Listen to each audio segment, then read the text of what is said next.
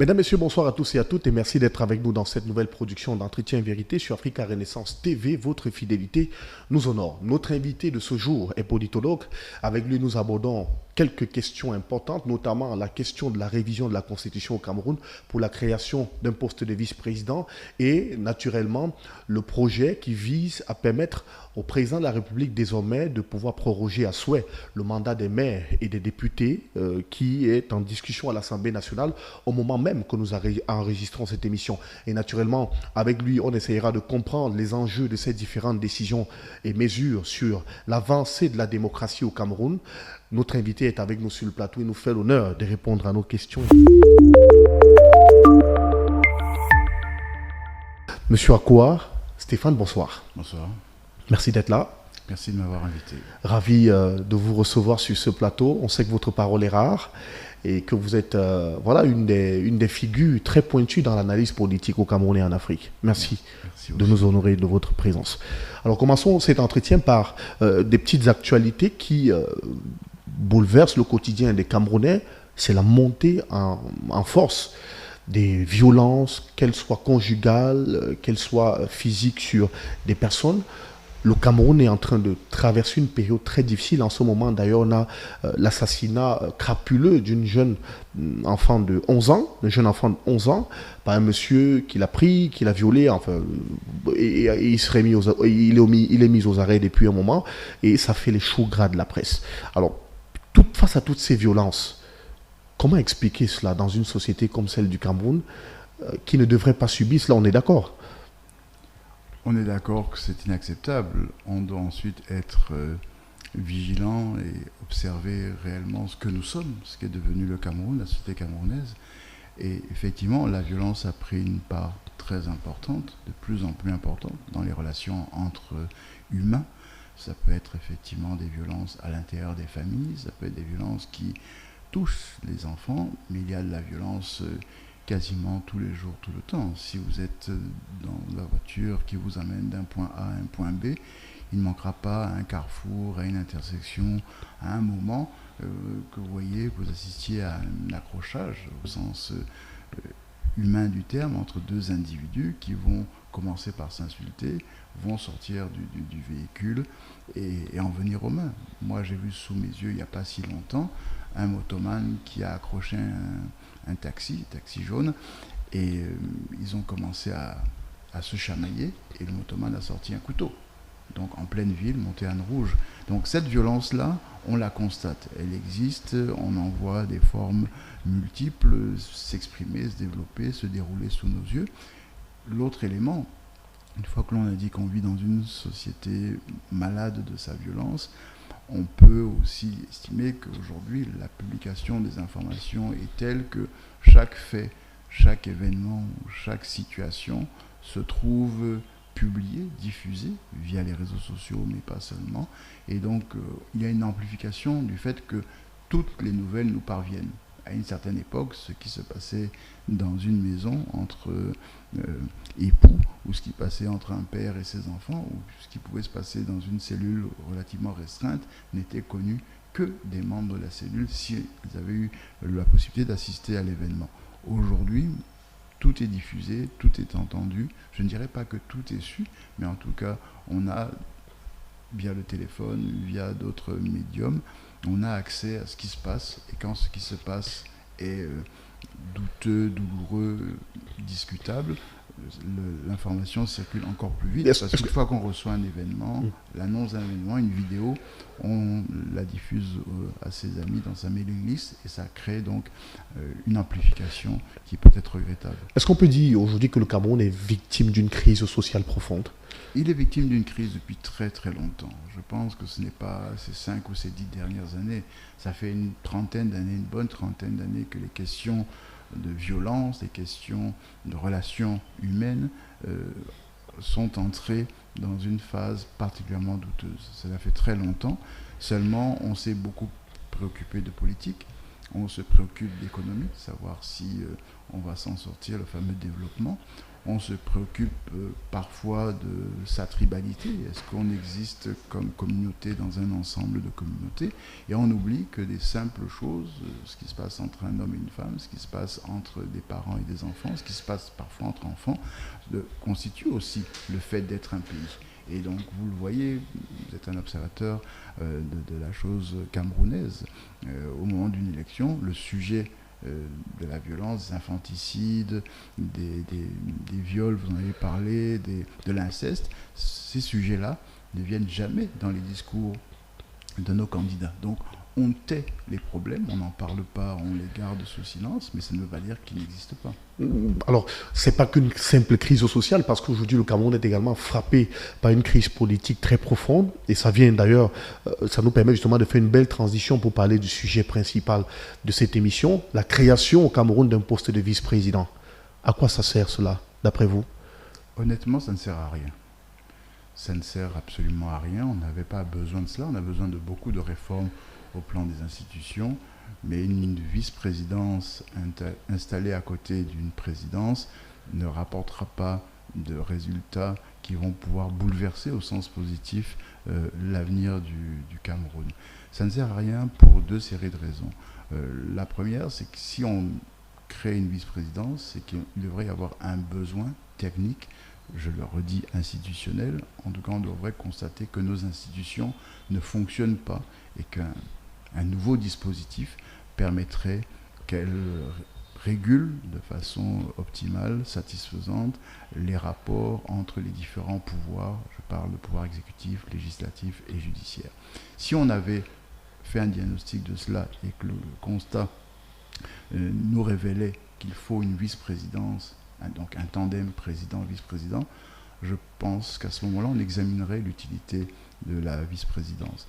Mais aujourd'hui, on veut seulement une vice-présidence parce qu'on trouve que M. Biya est âgé et qu'il peut se passer un événement délicat un jour peut-être à notre insu, et il ne faudrait pas que nous soyons surpris qu'il y ait un vide et que donc par conséquent nous souhaitons que les institutions continuent, la présidence, la fonction présidentielle continue d'exercer ses missions. Vous pensez que le vice-président qui est en train d'être mis sur pied au Cameroun aujourd'hui est celui qui va préparer l'après-Biya, c'est ça? Non, le vice-président qui va être installé suite à la réforme de la Constitution dont discutent les sénateurs et les députés en ce moment, oui. Ce vice-président n'est là que parce que M. Biya est âgé et que nous avons peur qu'il disparaisse et que ça laisse un vide.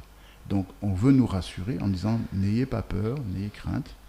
Si M. Biya ne peut plus présider, sans qu'il y ait cette période de 60 jours, convocation du collège électoral, nouvelles élections présidentielles, il y aura techniquement quelqu'un qui prendra le relais dans la minute qui suit la révélation de son incapacité. Donc ce n'est qu'une raison technique, mais personnelle, liée à une situation ponctuelle que l'on tente de résoudre par cette décision de choisir un vice-président. Mais est-ce que derrière ces raisons que vous évoquez techniques, il n'y a pas quelque part un vice politique? C'est-à-dire de préparer par exemple quelqu'un qui pourrait facilement prendre la main, comme vous expliquez, au cas où M. Biya devient faible, pour pouvoir continuer la gestion du pays et garder la machine qui est en place actuellement, qui muselle carrément l'opposition, qui ne laisse pas l'opposition s'exprimer, qui ne laisse pas d'autres acteurs s'exprimer. Est-ce qu'on n'est pas en train de vouloir permettre à ce système qui est déjà là actuellement de se régénérer? Certainement, on verra s'il est en mesure de se régénérer ainsi.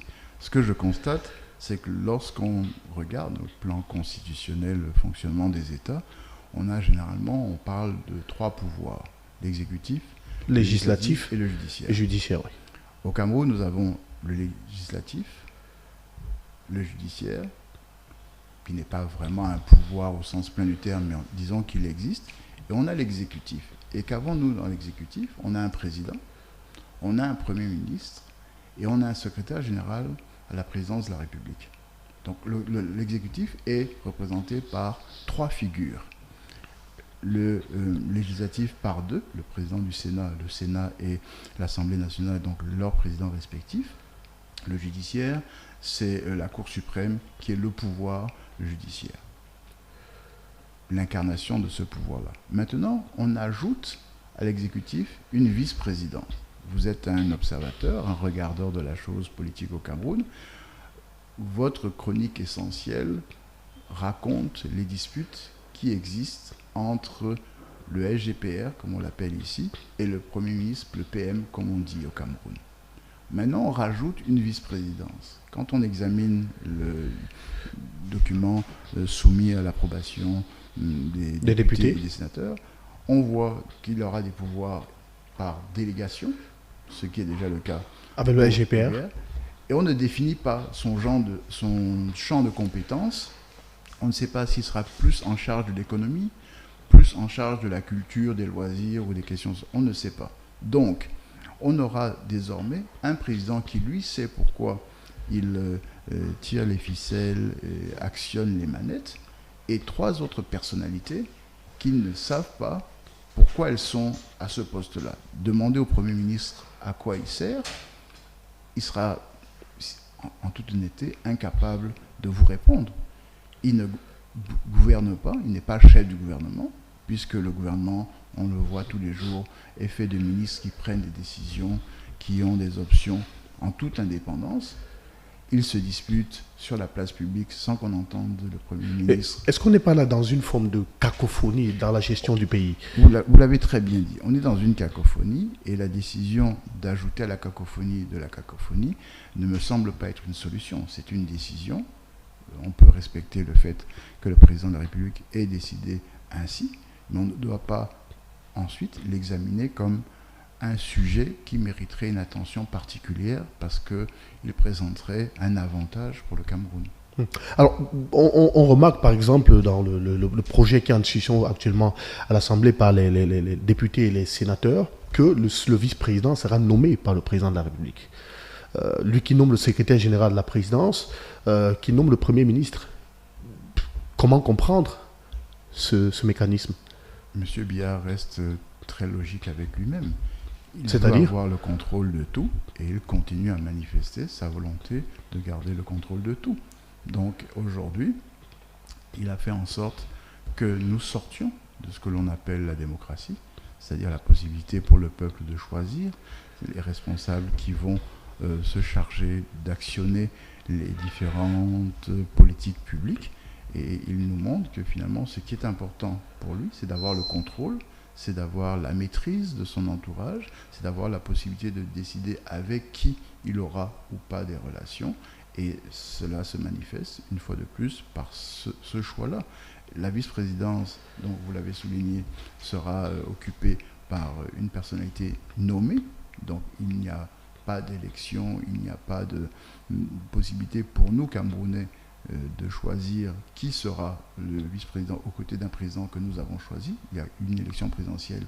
Pourquoi on ne rebattrait pas les cartes et on repartirait à l'élection avec un tandem, président-vice-président? Pourquoi on n'ouvrirait pas la possibilité qu'il y ait une élection pour spécialement ce vice-président? En tout cas, on est dans la cacophonie, vous l'avez dit, c'est le mot qui convient pour constater ce qui nous arrive. Et aujourd'hui, on ne peut pas penser qu'il s'agit d'un acte politique, parce que la politique est quelque chose qui fait vivre un pays. Quelque chose qui ne fait pas vivre un pays ne peut pas être qualifié de politique. Ce n'est pas une solution, parce que vous l'avez souligné avec l'ensemble des éléments qui jusqu'à présent nous ont conduit à constater que c'était tout sauf l'harmonie. Et bien évidemment, la somme des impatiences qui, malheureusement, face à cette décision, vont devoir encore plus patienter, attendre le moment d'être satisfaites. Je crois qu'on est dans une impasse, beaucoup plus que face à un boulevard qui nous trace un chemin vers un avenir radieux. L'autre préoccupation, c'est justement le timing de faire passer ce projet à l'Assemblée nationale après 2 élections fortement contestées au Cameroun, la présidentielle de 2018 et la présidentielle de 2025. Est-ce que par ce mécanisme, le régime en place est en train de confirmer qu'effectivement, ils sont devenus faibles sur le terrain et que c'est difficile pour le peuple camerounais désormais d'aller les choisir en réalité dans les urnes? Faibles, ils savent qu'ils le sont depuis très longtemps. Ce n'est pas les 2 derniers rendez-vous électoraux que vous mentionnez qui révèlent leur faiblesse ou qui pourraient avoir fait prendre conscience aux uns aux autres dans le système gouvernant qu'il y a un problème. deux choses. La première, c'est que la survie de l'ensemble des acteurs de la majorité présidentielle tient à la fidélité, sincère ou seulement affichée, qu'ils manifestent, ces acteurs, vis-à-vis de M. Biya. Donc, que les votes ne soient pas bons, que les Camerounais soient insatisfaits, même en colère, que les indicateurs économiques soient mauvais, importe beaucoup moins que le fait d'être encore aimé, en tout cas pas détesté, par le président de la République. Donc c'est l'élément qui est déterminant de leur point de vue. Le deuxième élément, si on se passe maintenant du point de vue de M. Biya, qui se moque bien de savoir si on l'aime ou on ne l'aime pas, c'est sa sécurité en tant que président. Tant qu'il sait qu'il peut se lever le matin et que le majordome qui va lui servir son petit déjeuner lui dira « Monsieur le Président, bon appétit », il comprend qu'il est toujours président et ça suffit à son bonheur. Donc, de temps en temps, on lui explique qu'il faut quand même qu'il annonce quelque chose. Alors, un 31 décembre, il se pointe à la télé et il nous dit « Je vous promets un gouvernement ». Il ne pense pas à cela du tout.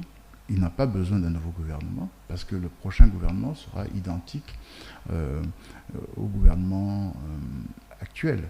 Comme à un moment, on lui dit, vous savez, les présidents des deux chambres sont âgés, malades, il faudrait peut-être les remplacer. Mais il les remplace exactement par les mêmes figures.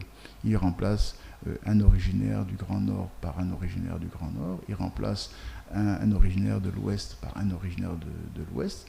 Donc, il est resté dans la même configuration. La seule D'après vous, c'est du saupoudrage? Ce n'est pas une question de saupoudrage, c'est une question que les fondamentaux restent identiques. Le régionalisme, ce qu'on appelle ici équilibre régional, ce que d'autres plus méchants appellent tribalisme, continue. Vous l'avez bien vu, le nouveau président de l'Assemblée nationale a procédé à des nominations pour constituer son cabinet. Son équipe de travail, oui. Il a fait exactement ce que son prédécesseur a fait. Oui. C'est juste la région d'origine des personnes nommées qui a changé, mais le principe de nommer essentiellement, principalement, exclusivement, peut-être même parfois, des gens, j'ai failli dire, de chez soi, n'a pas changé. Le vrai changement aurait été que cela ne se fasse plus désormais. D'accord ? L'autre élément qui peut être vu de manière naïve, vous me direz, c'est que nous ne connaissons ni le président du Sénat nouveau, ni le président de l'Assemblée nationale nouveau. Nous ne les avons jamais entendus s'exprimer. Nous ne savons pas ce qu'ils pensent du Cameroun et de l'avenir du Cameroun. Nous ne savons pas de quelle manière ils estiment l'économie, ils estiment les questions sociales dont on parlait à l'entame de cette conversation, ou que c'est la position du Cameroun au plan diplomatique dans ce qu'un ancien président appelait le concert des nations. On ne sait pas. Donc on est dans la même inconnue, devant les mêmes vides, qu'avec les prédécesseurs qui ne s'exprimaient pas sur des engagements. Il y a une fois, l'un avait parlé de Boko Haram est parmi nous. Ça n'a pas eu de suite, on n'a jamais su ce qu'il a voulu dire, on n'a jamais investigué sur cette affirmation. Voilà, donc le même silence continue, les mêmes choix très familiaux, très personnels continuent, et l'Assemblée continue à être une chambre d'enregistrement, puisque aujourd'hui, en tout cas à l'heure où nous parlons, on n'a pas entendu de cris venir d'un Ngouakélé du tout, disant c'est inacceptable, on ne veut pas de cette histoire-là, on ne veut pas de ces histoires, la prorogation des mandats des députés et des conseillers municipaux, personne. Donc on enregistre. Donc dimanche sortira du chapeau, ailleurs c'est la fumée blanche qui nous annonce le nouveau pape, l'annonce que tout a été accepté, validé, c'est ainsi qu'on va vu. Donc finalement, ce que l'on aurait souhaité si on faisait de la politique, c'est que l'exécutif soit valablement challengé par le législatif, oui.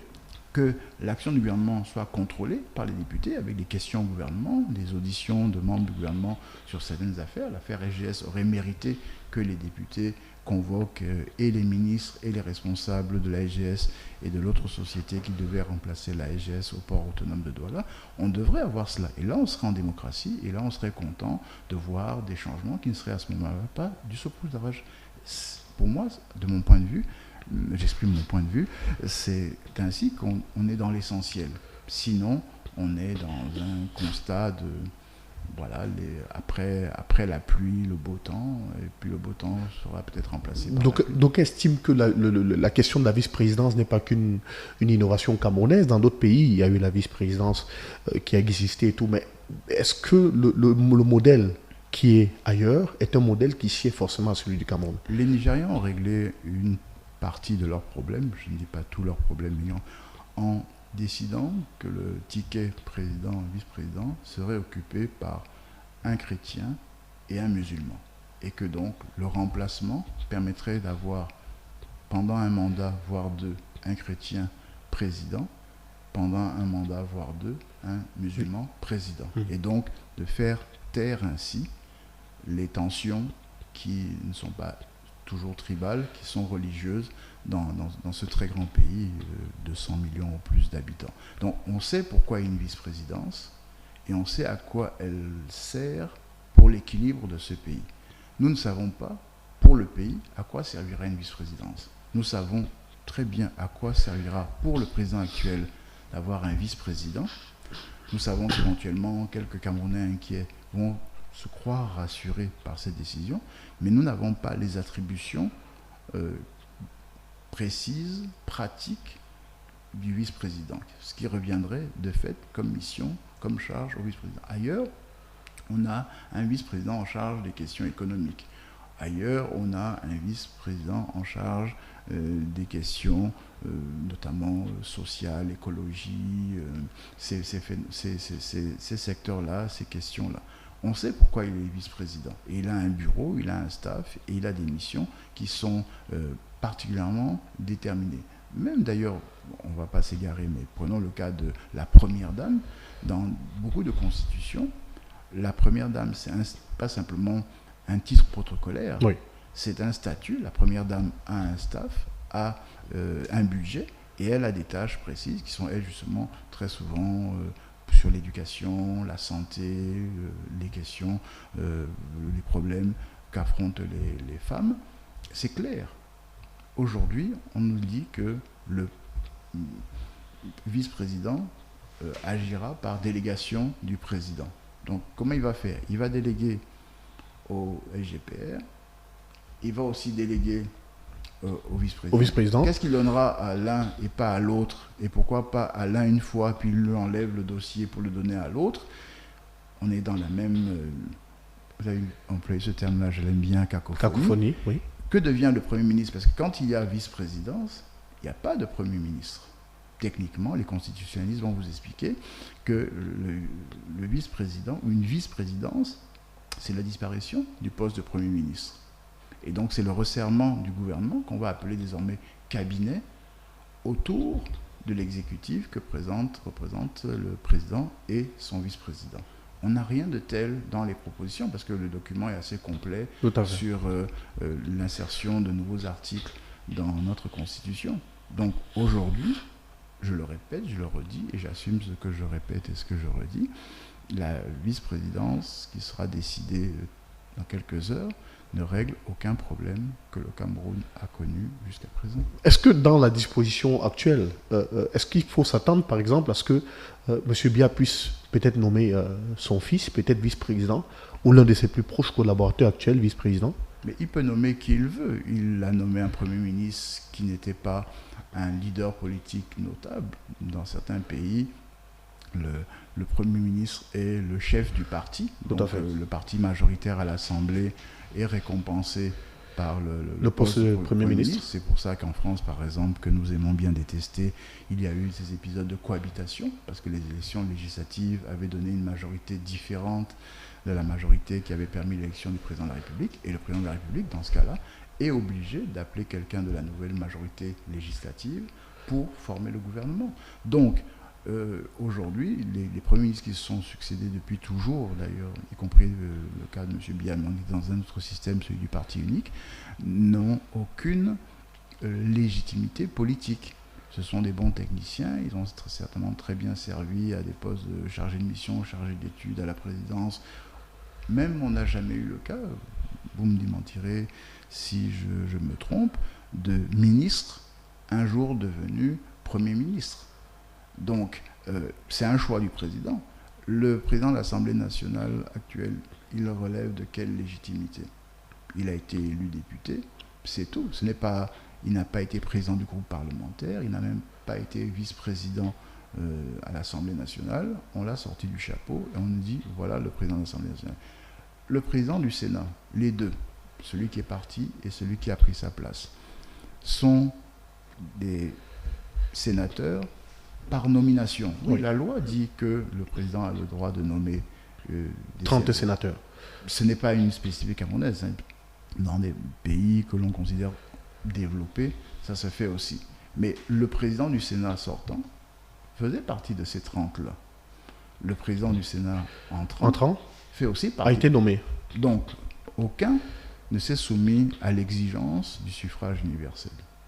Aucun. Mais comment comprendre cette manière de gérer un pays? On la comprend très aisément. Monsieur Biya veut être au contrôle de tout. Alors, dans certains pays, c'est si excessif et peut-être les excès personnels de l'individu font qu'on s'en moque ou qu'on se révolte en parlant. Le mot est excessif. Je ne le prends pas pour moi, mais j'essaie de vous faire comprendre les choses. Oui. On parle de dictature, une confiscation des pouvoirs, de tous les leviers de pouvoir. Chez nous, on est dans quelque chose qui est très troublant de ce point de vue-là. Le président du Conseil constitutionnel est nommé par le président de la République. Donc, quel est son pouvoir de contrôle de l'action? Et la loi dit que les autres membres du Conseil constitutionnel sont choisis par les présidents des chambres, etc. D'accord? Et donc, le président les nomme, c'est vrai, mais après consultation. Le Conseil constitutionnel a été mis en place. À quel moment vous avez entendu dire que le président de l'Assemblée nationale, après consultation du bureau, a décidé de proposer les noms de monsieur, madame? Jamais. Jamais. Donc, d'où viennent les membres du Conseil constitutionnel désignés au nom de l'Assemblée nationale? Même chose pour le Sénat.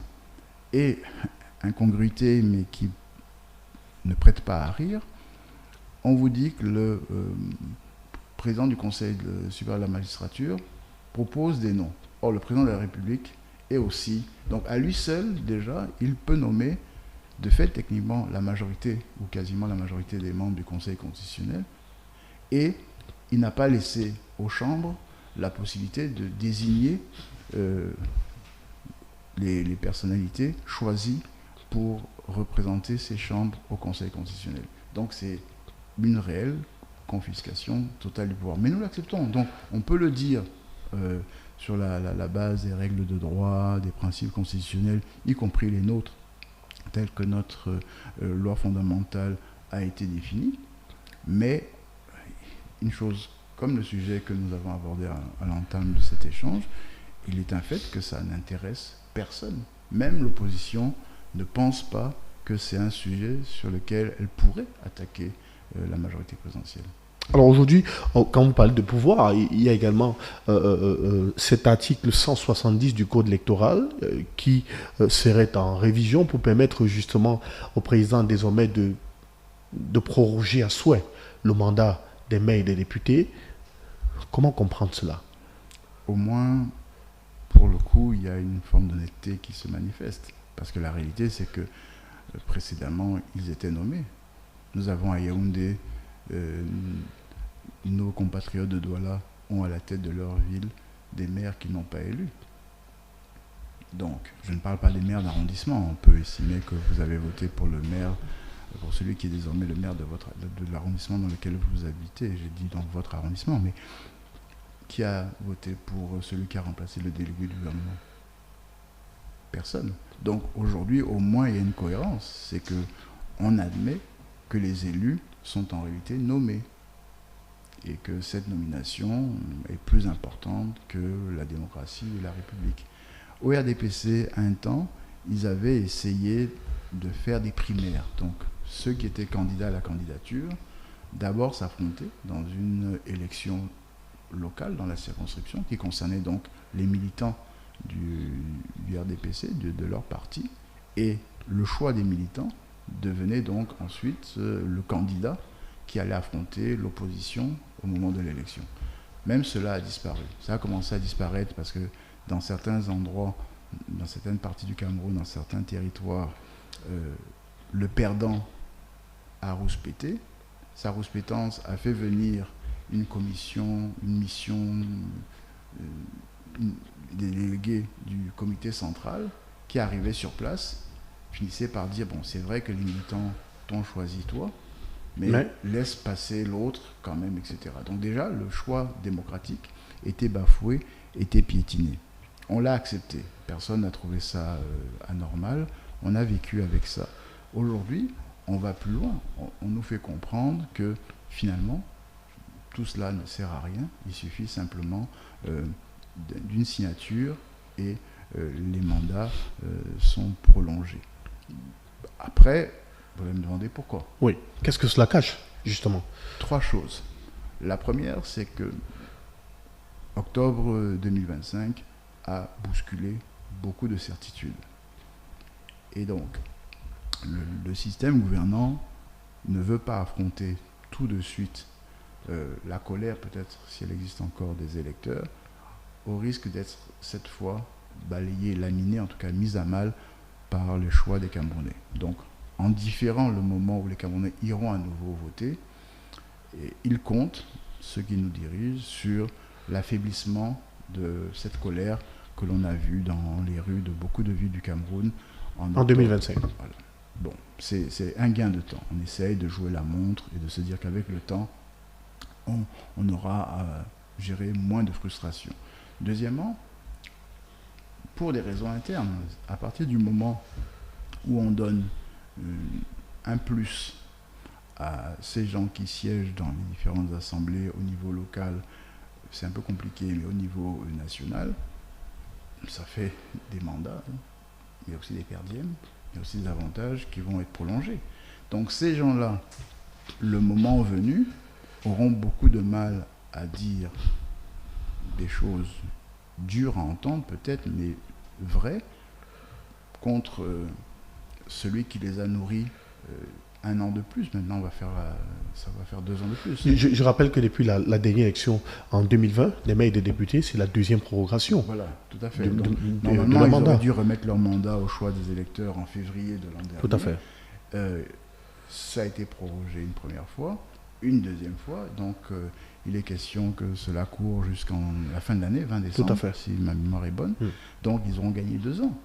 2 ans avec les indemnités que l'on sait, avec les facilités que l'on imagine, ce n'est pas à refuser. On a envie de se demander, mais qui paye toutes ces factures? Ça, vous posez la mauvaise question. Qui paye toutes les factures qu'on nous présente? Les emprunts, qui va les payer?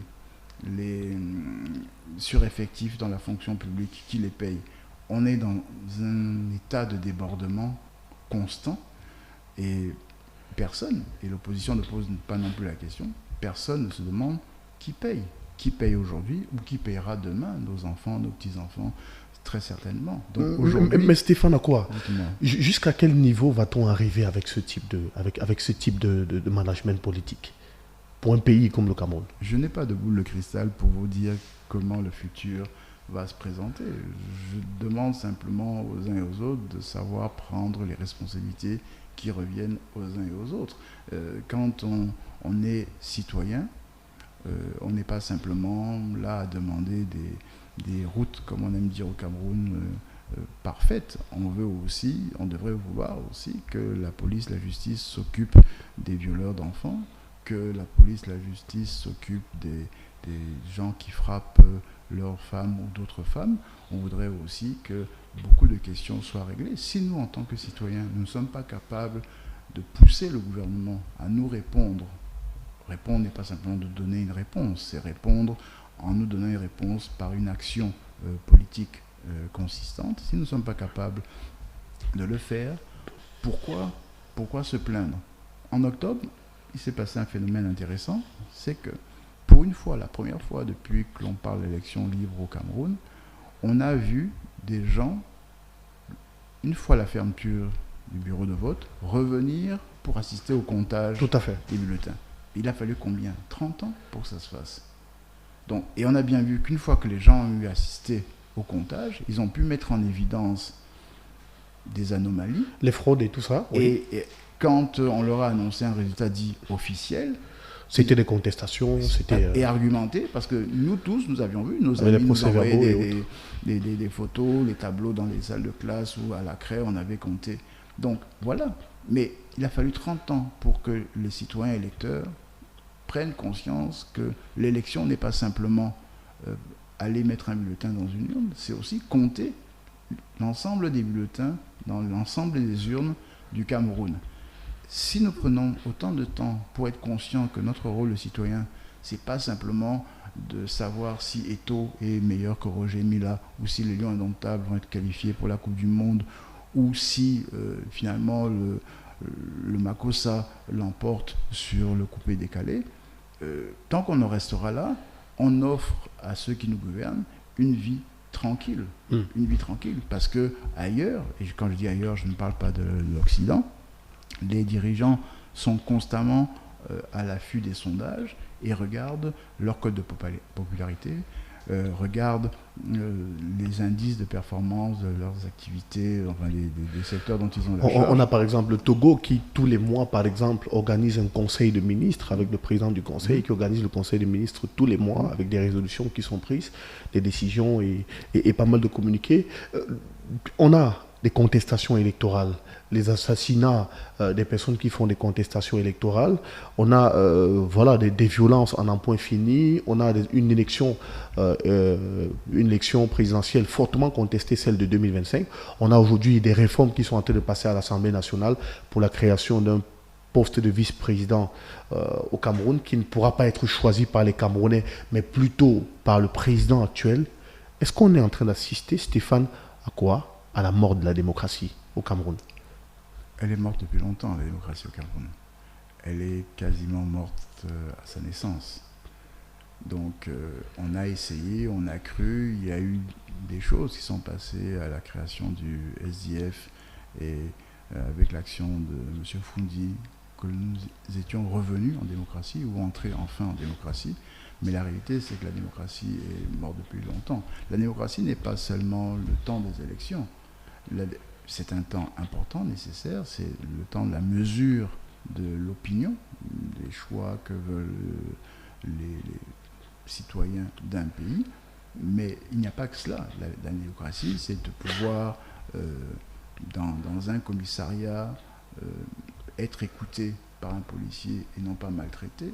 La démocratie, c'est de pouvoir, dans un hôpital ou dans un service public, être reçu sans devoir mettre un petit billet dans le dossier que vous présentez au préposé. La démocratie, c'est un ensemble de choses. La démocratie, c'est dans les quartiers d'avoir des comités qui discutent des questions, et peut-être même certaines questions, comme les questions foncières, qui sont aujourd'hui délicates, mais qui pourraient très bien être en partie traitées par des assemblées, on aime dire assises, à l'intérieur d'un quartier, au sein d'un quartier. La démocratie, c'est dans les écoles que les parents aient un rôle d'accompagnement des choix pédagogiques, par exemple, et donc de faire en sorte qu'on implique les parents dont les enfants sont apprentis dans une école à participer au processus éducatif, au processus de formation. La démocratie, elle est multiforme. La démocratie, elle doit être pratiquée dans les fédérations sportives au moment du choix de leurs dirigeants. La démocratie, elle se joue aussi, parce qu'on s'est focalisé dans nos discussions autour de la députation et les conseils municipaux et les conseils régionaux. Que font-ils? Sont-ils soumis aux règles de la démocratie comme nous l'estimions? Donc la démocratie, elle se pratique dans différentes sphères. C'est le fait d'introduire de la participation de tous, de la concertation de tous et de la décision collective à chaque niveau et dans chaque instance qui fait la vie d'un pays. Donc la démocratie, ce n'est pas seulement le président qui en est responsable, c'est le président de la République, c'est nous tous qui devons avoir notre envie, notre besoin de démocratie, là où nous agissons, dans les tontines, dans les associations, dans les APE qui sont des associations, dans les clubs sportifs où nous jouons ou bien nos enfants jouent, elle est à tous les niveaux. Si on ne veut pas l'étendre à la sphère nationale dans toutes ses composantes, on n'est pas dans la démocratie et du coup, elle n'est plus soutenue et elle meurt. Alors, dans l'un de ses discours, je ne sais plus trop, c'était peut-être 2018 ou 2020 par là, Maurice Kamto disait que le Cameroun est victime, le Cameroun vit une dictature reptilienne, c'est-à-dire la dictature de serpent qui vous mord et qui vous emballe tout progressivement et naturellement. Vous pensez que nous y sommes? Il avait raison et ça continue à être vrai. C'est une chose, on peut passer des heures à en parler, c'est une chose. Je dis seulement que dans le fonctionnement de nos chambres, le fait de n'avoir que quelques jours de session par an ne permet pas à l'Assemblée et au Sénat de fonctionner. Et c'est dommage parce qu'à l'Assemblée et au Sénat, il y a des députés et des sénateurs de l'opposition. Donc si au moins ces chambres fonctionnaient, on aurait l'occasion d'entendre l'opposition. Mais si cette opposition ne parle pas, ou si c'est une ou deux figures de cette opposition qui s'expriment, ça ne peut pas être satisfaisant. Et ça ne peut pas permettre seulement parce que deux personnes prennent la parole, écrivent, se manifestent, ça ne peut pas suffire pour faire vivre la démocratie. Merci infiniment, Stéphane Akoura. Merci beaucoup. C'est ici qu'on va mettre un thème à cet entretien. Merci d'être venu. Peut-être un dernier mot? C'est un peu loin d'arriver jusqu'à chez vous, mais c'est un plaisir une fois qu'on y est. Merci infiniment. Merci beaucoup d'être venu. Merci également à vous de nous avoir suivis. C'est la fin de cet autre numéro d'Entretien Vérité sur Africa Renaissance TV. Continuez de suivre l'actualité sur le média de la Renaissance africaine, avec notamment l'ensemble de nos productions. Abonnez-vous massivement sur l'ensemble de nos plateformes et n'hésitez pas, poussez vos amis, vos contacts et vos proches à s'abonner également pour ne rien rater de l'actualité camerounaise et d'ailleurs. Merci encore de nous avoir suivis. Martial Essomba, Romaric Tenda vous disent merci d'avoir regardé cette émission. À très bientôt avec un autre invité avec le même plaisir. À très vite.